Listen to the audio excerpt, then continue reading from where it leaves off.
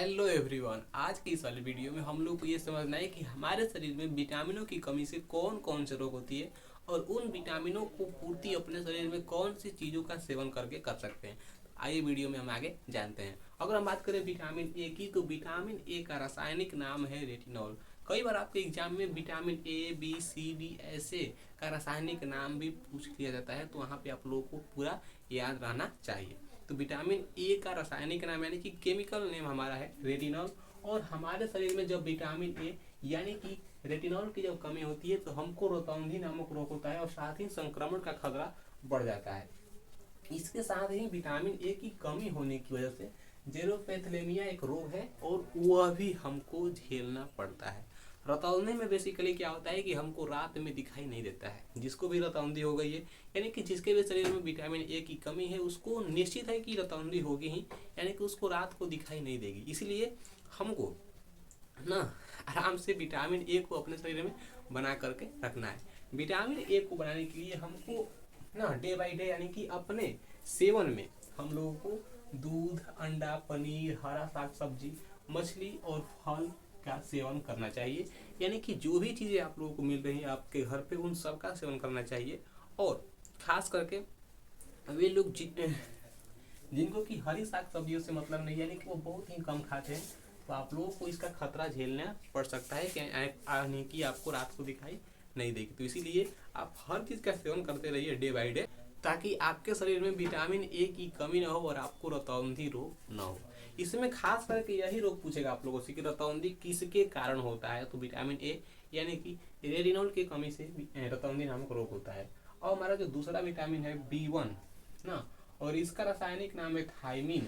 और थायमिन की कमी से बेरी बेरी रोग होता है। साथ ही भूख नहीं लगता है और वजन का घटना यानी कि वजन हमारा घट जाता है। थायमिन की कमी से भूख बहुत ही कम लगेगा। थायमिन की कमी से यानी कि विटामिन थायमिन की अगर हमारे शरीर में कमी रहेगी तो भूख नहीं लगेगा, वजन घटेगा, साथ ही हमको बेरी बेरी रोग भी होगा। इसलिए विटामिन ए को बरकरार रखने के लिए हम लोग को अपने दैनिक जीवन में मूंगफली, तिल और सूखा मिर्च ना, साथ ही बिना धुली दाल यानी कि आप लोगों को दाल को धोना नहीं है, दाल को बिना धोए ही ना सेवन करना है। साथ ही अंडा, सब्जी और यकृत यानी कि हमारी जो यकृत है वो विटामिन बी को यानी कि विटामिन B1 थायमिन को बरकरार रखती है। इसीलिए हम लोगों को इन सभी चीज़ों का सेवन करना अनिवार्य है, नहीं तो फिर हम लोगों को रोगों का खतरा झेलना पड़ सकता है।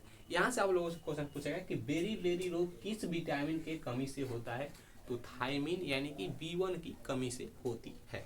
ठीक है।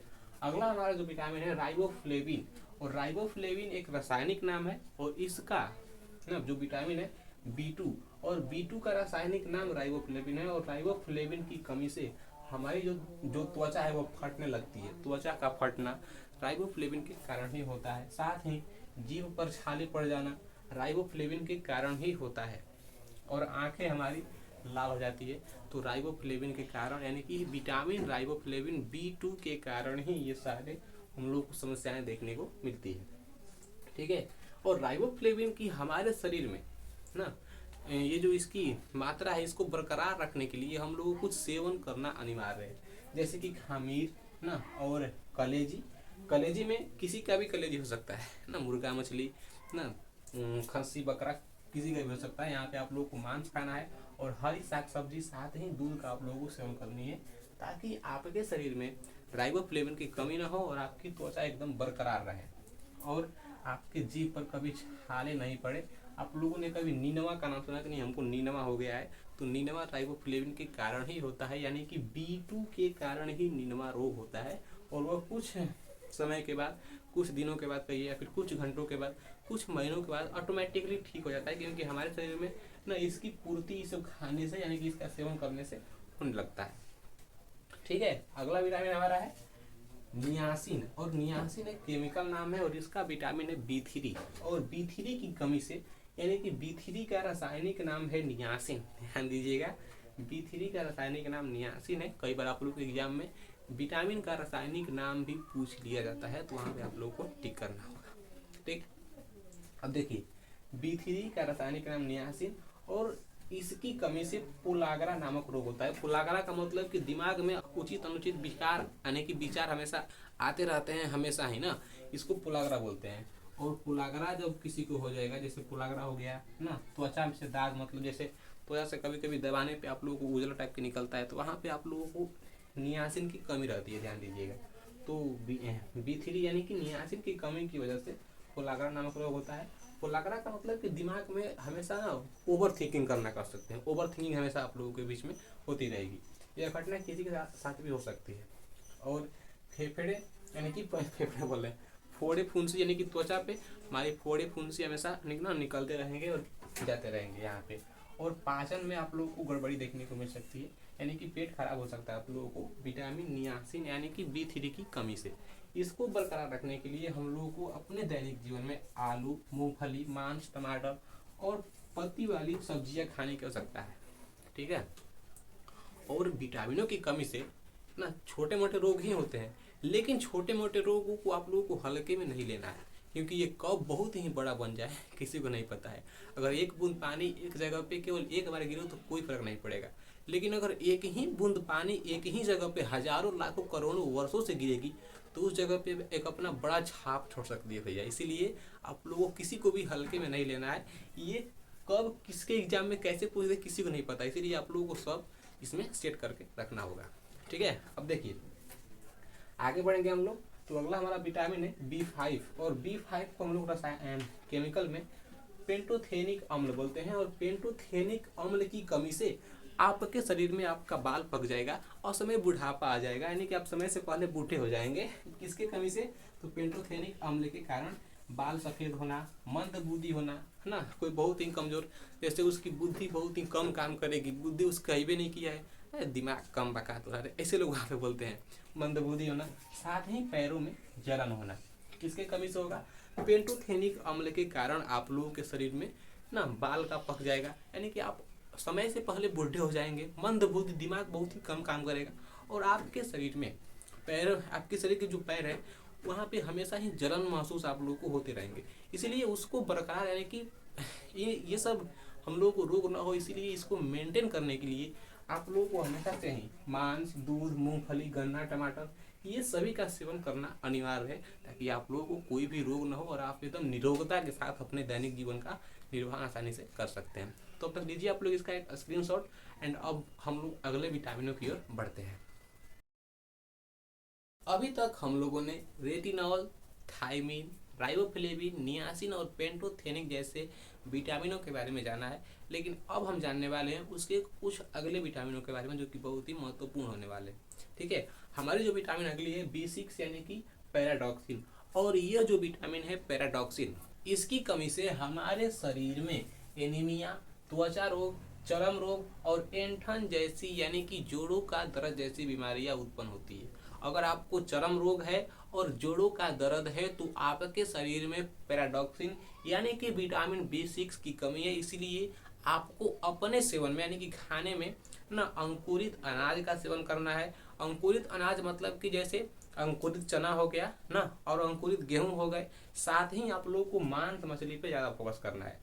और अगर आप लोगों को ये संभव नहीं है और आपका दर्द आप लोगों को बहुत ही परेशान कर रहा है, मतलब कि जोड़ों का दर्द आपको बहुत परेशान कर रहा है, तो वहाँ पे आप लोगों को जाना है कहाँ? मेडिकल स्टोर पे, और वहाँ पे आप लोगों को बोलना है कि हमको पैराडॉक्सिन की गोलियाँ दीजिए। तो अगर आप उसका सेवन कीजिएगा तो आप लोगों को जो चर्म रोग है और जो आप लोगों की जो जोड़ों की दर्द है वह आसानी से गुल हो जाएगी, ठीक है। तो यहाँ से पैराडॉक्सिन की कमी से एनीमिया रोग होगा, त्वचा रोग होगा, चर्म रोग होगा और आपको जोड़ों का दर्द यानी कि ऐंठन महसूस वहाँ पे आप लोगों को होगी। साथ ही हमारी जो अगली विटामिन का नाम है वह है बायोटीन। और बायोटीन की कमी से हमारे शरीर को लकवा मारता है और साथ ही लड़कियों की बाल बहुत ही अधिक झड़ती है विटामिन B7 यानी कि बायोटीन की कमी से, और लकवा मारेगा बायोटीन की कमी से। शरीर में हमेशा आप लोगों के दर्द रहेंगे बायोटीन की कमी से। अगर आप लोग लड़की हैं और आपका बाल बहुत ही तेजी से झड़ रहा है, समझिए कि आपके शरीर में B7 यानी कि बायोटीन की कमी है। इसलिए आप लोग खाने पे फोकस कीजिए। क्या चीज़ खाने पे? तो आप लोगों को मांस खाना है, अंडा खाना है, और यहाँ पे यकृत का काम उसको करने दीजिए, यानी कि यकृत को उसका अपना काम करने दीजिए, ठीक है। अब देखिए अगला हमारा विटामिन है B11 यानी कि B11 और उसका रासायनिक नाम है फॉलिक अम्ल। और फॉलिक अम्ल की वजह से ना पेचिश रोग होगा और एनीमिया होता है। इसलिए इसके स्रोत के लिए आप लोगों को सेम खाना है ना, दाल यकृत और सब्जियां खानी है आप लोगों को, और साथ में आप लोगों को अंडा खाना है। और हमारी जो अगली विटामिन है विटामिन सी यानी कि नहीं विटामिन B12 और इसका रासायनिक नाम है साइनोकोबालामिन। और इसके कमी से हमको पांडु रोग होगा और एनीमिया होगी। और इसके हमारे शरीर में कमी ना हो इसलिए हमको मांस और कलेजी, मांस में क्या खाना है, खास करके कलेजी खाना है और दूध सेवन करना है। आप लोगों ने जितनी विटामिन देखी है उन सभी में आप लोगों को दूध कॉमन मिलेगा, इसलिए आप लोग दूध को छोड़े नहीं, हमेशा पकड़ करके ना पीते रहिए बचपन से लेके मरने तक, जब तक आप लोग मर नहीं जाते हैं वहाँ पे, क्योंकि दूध में लगभग लगभग सारी विटामिन यहाँ पे दिखाई गई है।